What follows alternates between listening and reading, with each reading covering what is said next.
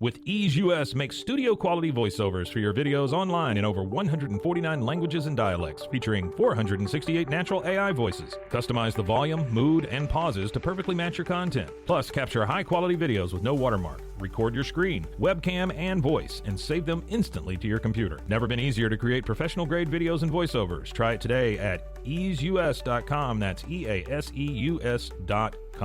Ease US.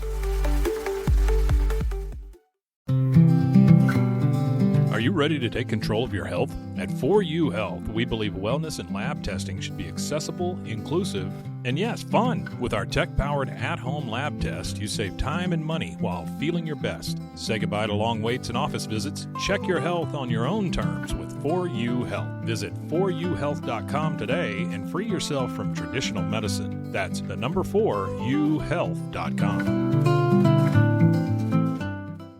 This podcast is sponsored by Talkspace. You know when you're really stressed or not feeling so great about your life or about yourself? Talking to someone who understands can really help. But who is that person? How do you find them? Where do you even start? Talkspace. Talkspace makes it easy to get the support you need. With Talkspace, you can go online, answer a few questions about your preferences, and be matched with a therapist. And because you'll meet your therapist online, you don't have to take time off work or arrange childcare. You'll meet on your schedule, wherever you feel most at ease. If you're depressed, stressed, struggling with a relationship, or if you want some counseling for you and your partner, or just need a little extra one-on-one support, Talkspace is here for you. Plus, Talkspace works with most major insurers, and most insured members have a $0 copay. No insurance? No problem. Now get $80 off of your first month with promo code SPACE80 when you go to Talkspace.com. Match with a licensed therapist today at Talkspace.com. Save $80 with code SPACE80 at Talkspace.com.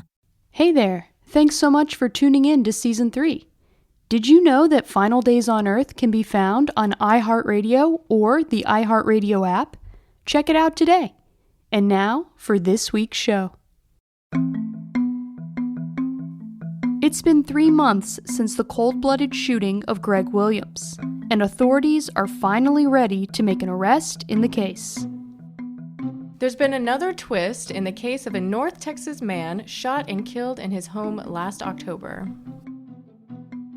I remember just seeing it on the news. I was at work, and she'd gotten arrested there at the fitness center that she'd go to every day. And were you surprised when she was arrested? No, I mean, we were expecting it, actually. We were wondering why it was taking so long. From Dallas, Texas, this is Final Days on Earth, Season 3, The Life and Death of Greg Williams, Episode 5, The Arrest. I'm your host, Claire Sandomal. Thanks for listening. The following episode includes descriptions of a fatal crime scene. Please take care while listening. After 3 months of reviewing evidence, investigators have done the math, and it all adds up to the frantic woman who called 911 that fateful night, the woman who repeatedly changed her story, the woman who had a financial motive to murder Greg, Michelle Marie Williams. Surprising to no one but herself, Michelle was arrested on January 9th, 2012, as she left her regular gym, Lifetime Fitness, in Flower Mound, Texas.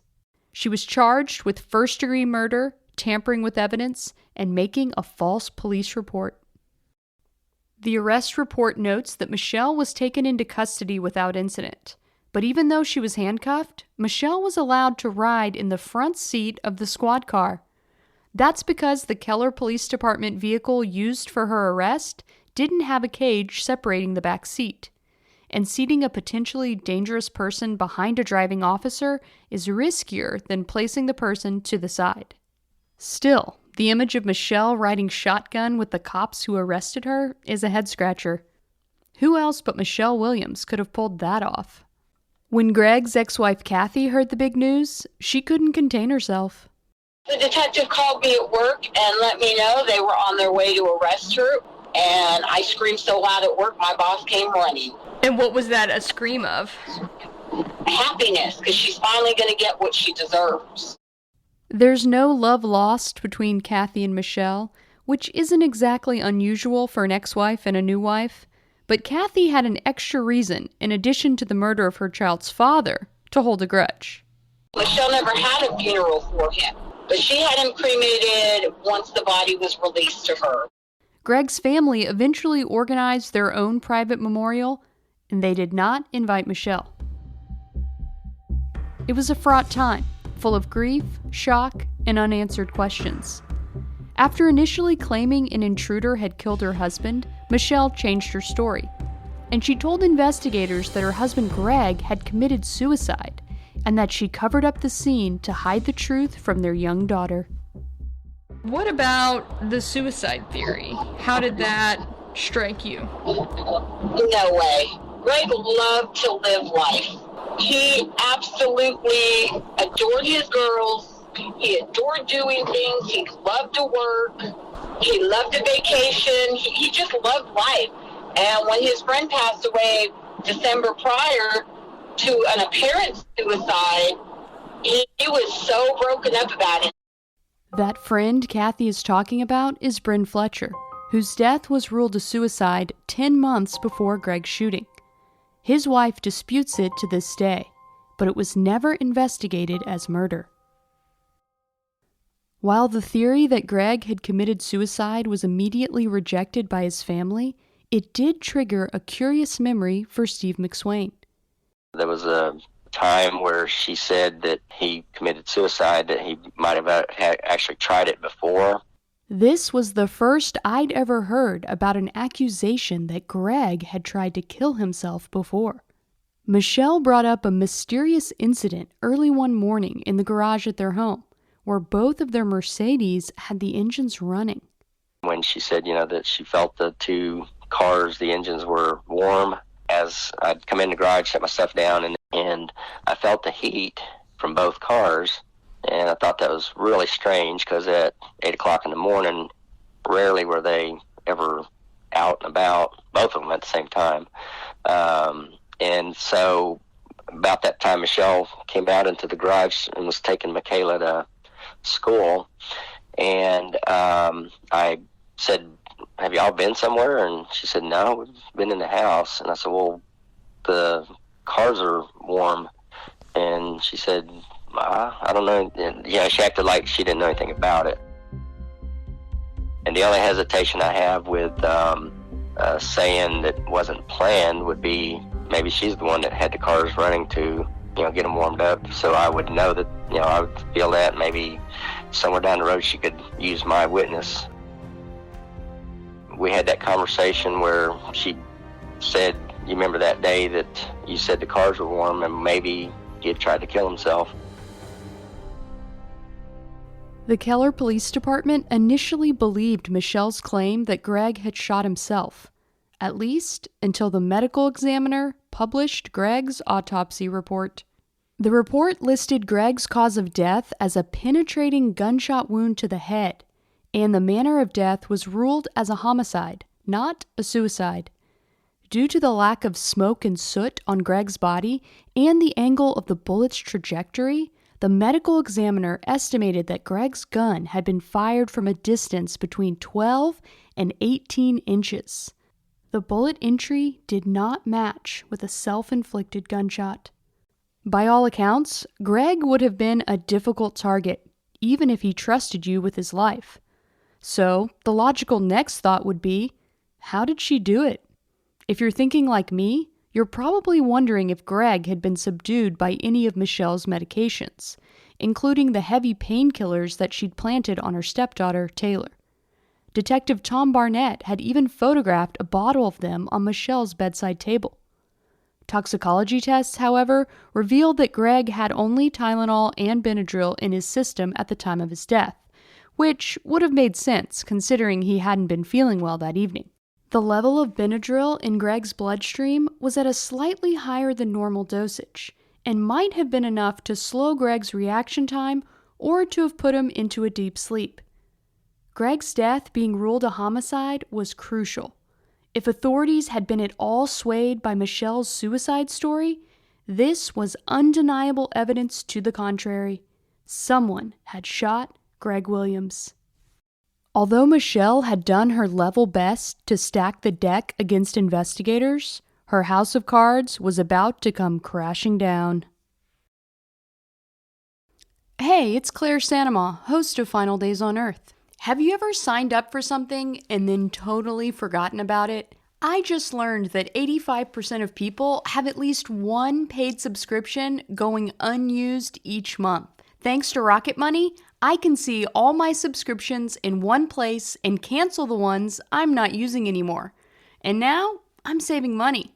Rocket Money is a personal finance app that helps you find and cancel your unwanted subscriptions, monitors your spending, and helps lower your bills so you can grow your savings. Cancel your unwanted subscriptions and reach your financial goals faster with Rocket Money. Go to rocketmoney.com/finaldays today. That's rocketmoney.com/finaldays. rocketmoney.com/finaldays. Experience the perfect blend of exquisite craftsmanship and life-changing technology with Gevi. Every product is built with precision, featuring specialized parts that ensure durability, efficiency, and safety.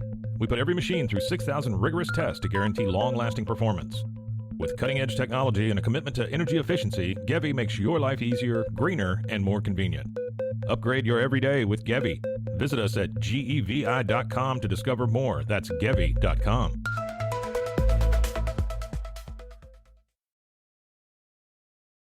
Michelle's bond was originally set at over $500,000, but her attorney successfully petitioned for it to be lowered to just $85,000, low enough for Michelle to post bail. I'll never forget this because I believe in karma. It was the weekend of Martin Luther King's birthday. The computers went down and she couldn't bail out that Friday. She had to wait till that following Tuesday to get bailed out.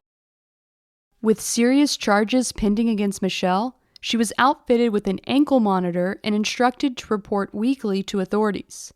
She wasn't allowed to leave Tarrant County without permission. While Michelle was out on bond, her 4-year-old daughter, Michaela, was living with Greg's former employee, Steve McSwain, and his wife. The couple was stunned to suddenly be the guardians of Greg and Michelle's young daughter. But they did have the benefit of knowing Michaela her whole life. When Michaela was born, we went down to the hospital and visited with her. The custody transition went about as smoothly as it could have. Did you ever feel afraid to be around her or to let her be around Michaela? No. During that period of time, she was still the Michelle that we knew, and never did I feel unsafe. Although he originally believed Michelle's story that Greg had committed suicide, Steve eventually came around to another theory. I believe there was some kind of an argument about the money because they were going to close that morning, what I understood. Right. And if he found out that the money wasn't there, that would have made him very upset because this was the first house they were actually going to buy. My thought is that he hit her, probably knocked her out. Because if you look at that picture, I've seen enough fights in my life and what a black eye looks like, and that doesn't look like a little wrench did that. That looks like somebody hit her. Can you talk about Greg's temper? He had a temper. I mean, sometimes it was just a minor thing you did wrong.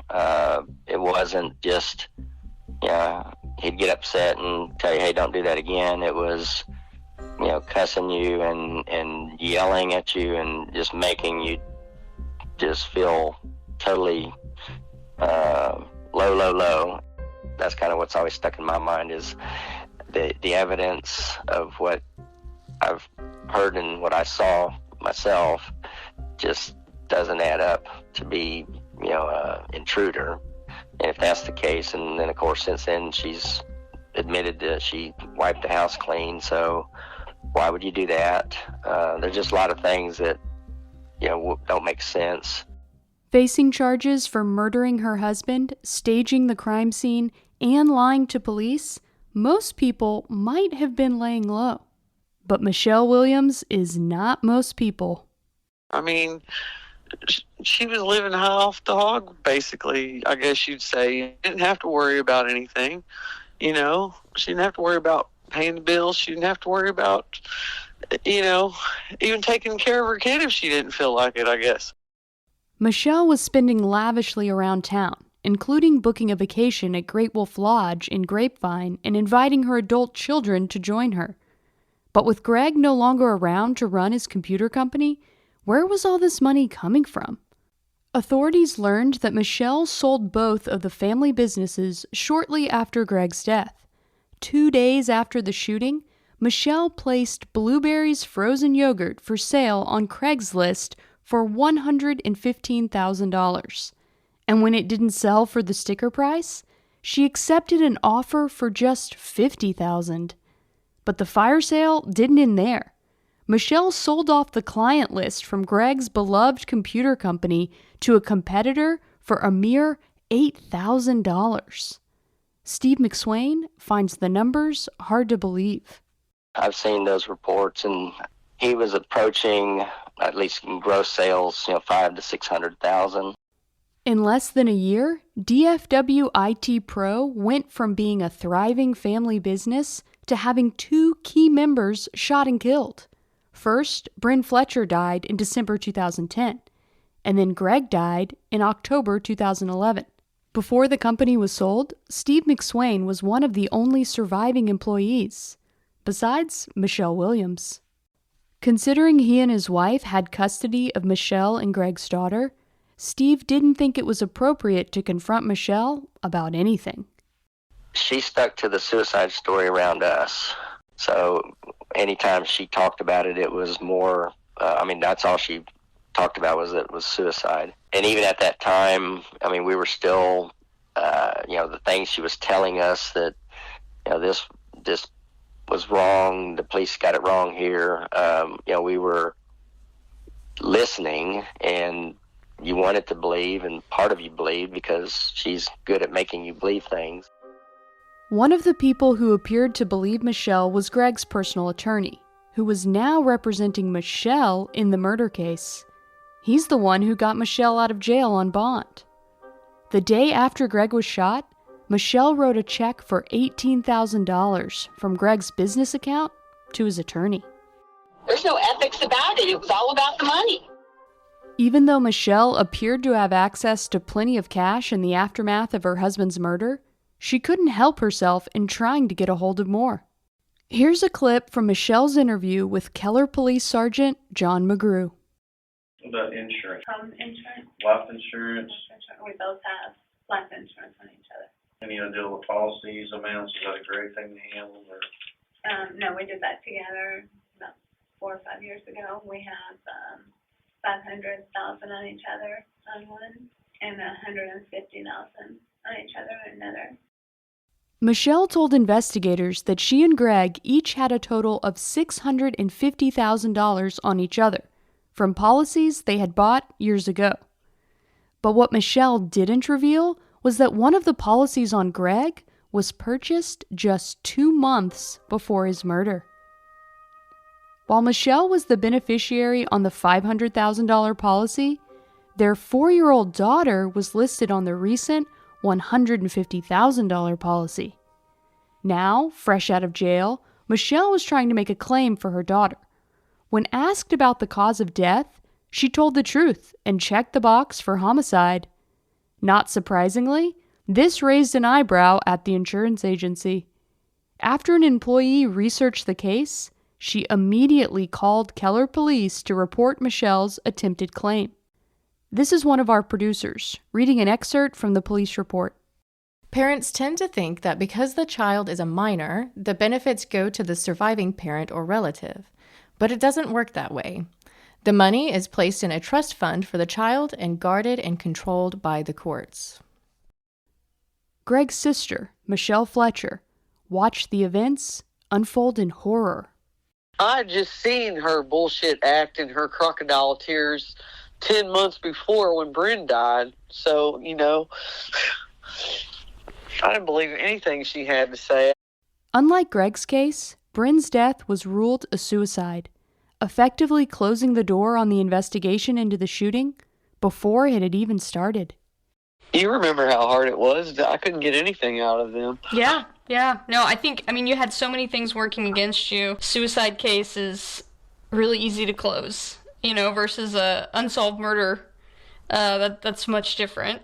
And you have a coworker giving a very neat and tidy story about why it's a suicide, and this person doesn't have a criminal record. They have no reason to disbelieve her, you know? But little did they know that less than a year later, she would be charged with murder of her husband with a single gunshot wound to the head with his own gun. You know, what does that sound like? See, right. You know, Bryn might have been her practice. You know what I mean? Even getting arrested for Greg's murder didn't keep Michelle from trying to talk her way out of her problems. Hey, it had worked before. I remember she'd tell us this person, you know, has some evidence and they're going to clear me. But Michelle didn't spend all her time looking for new evidence. She was also on the hunt for something else. A new boyfriend. And so soon after Greg had passed away, you know, we're only talking 3 months here. And so it did seem, you know, kind of odd to us and a bit of a shock. I've always thought that the one thing that would make Greg upset enough to hurt somebody would be you mess with his money or you mess with his wife.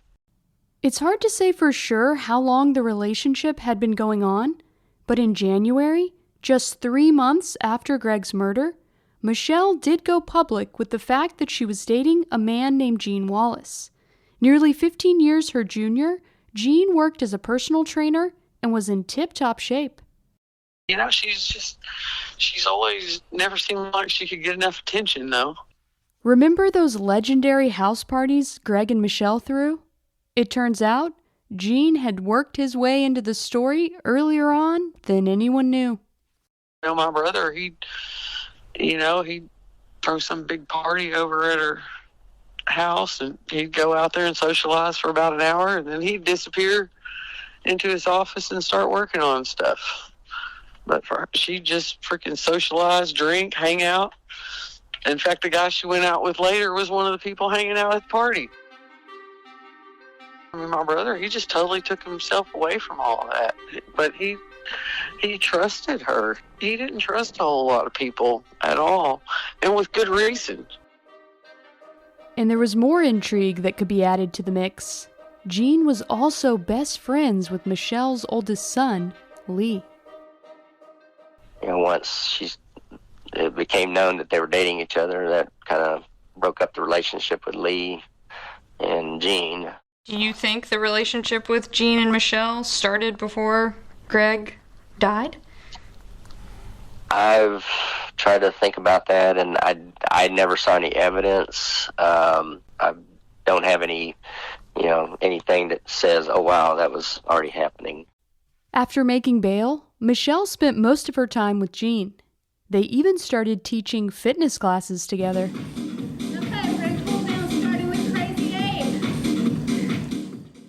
If you're thinking most people wouldn't want to be in an enclosed space with an accused murderer, you're right. But no one in the class knew Michelle's real identity. After her arrest, she had started going by the name Shelly Williams. I'm a personal trainer, and I've been teaching kettlebell with other routines, and I decided to pull it completely out of the gym and put together a 30-minute workout that's very intense, cardio, strength building, and lots of fun. It's very upbeat, it's fast, everyone really has a good time with it. This low-level deception was enough to fool media like the Fort Worth Star-Telegram, who profiled Shelly and Gene as local business owners of Get Kettlebell Fit. You can still watch the videos on YouTube. You're in a group atmosphere, so it pushes you more than you can push yourself, especially with the type of instruction that you get from Shelly. If you're looking for something different with the cutting edge, this is exactly where you need to be. Of course, not everyone was as easily deceived as the business section of a major American newspaper. She and her little boyfriend had started that kettlebell workout. And I would find out where they would be, and I would call up and say, she's been indicted for murder. Do you really want someone there? I said, because I will be picketing if she's there. I got her kicked out of about 2 or 3 places.